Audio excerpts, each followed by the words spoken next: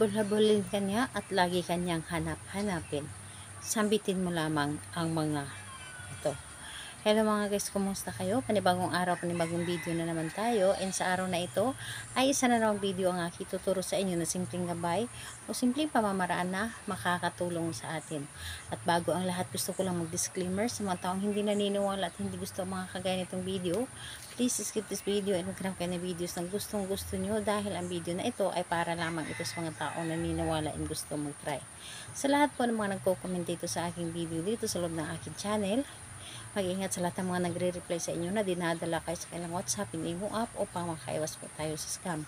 Ngayon po, ituturo ko sa inyo paano tayo habol-habulin at laging hanap-hanapin ang ating mga partner.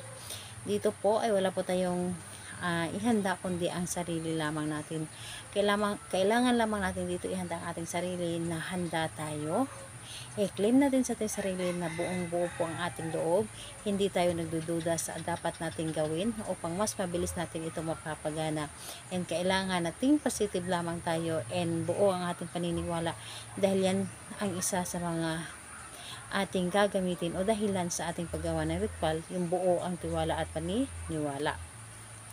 So, ngayon po, kapag ready ka na ay pwede mo na itong umpisahan. Ang gagawin mo lamang dito ay bago kayo matulog sa gabi, yung tipong nasa loob na kayo ng inyong kwarto.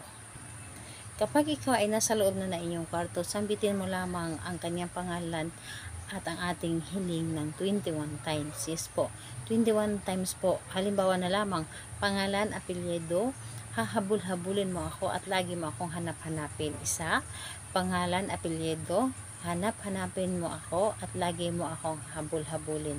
Dalawa hanggang sa 21 times. Yes po. Kailangan na hindi ka lumagpas o hindi ka sumobra or hindi ka magkulang sa inyong pagkasambit. Dapat po ay nasa focus kayo sa gawa, nasa focus kayo sa pagkasambit at hindi kayo magkakamali sa dapat ninyong gawin.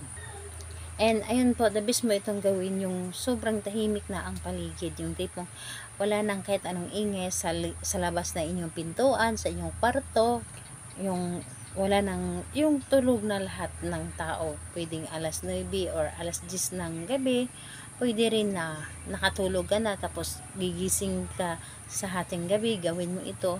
The best po ito dahil sa paggawa natin ng isang ritual sa gabi, sa paggawa natin ng ritual na tahimik ang paligid, mas mabilis tayo mapapakinggan ng universe at mas mabilis itong gumana ang ating mga ginagawa.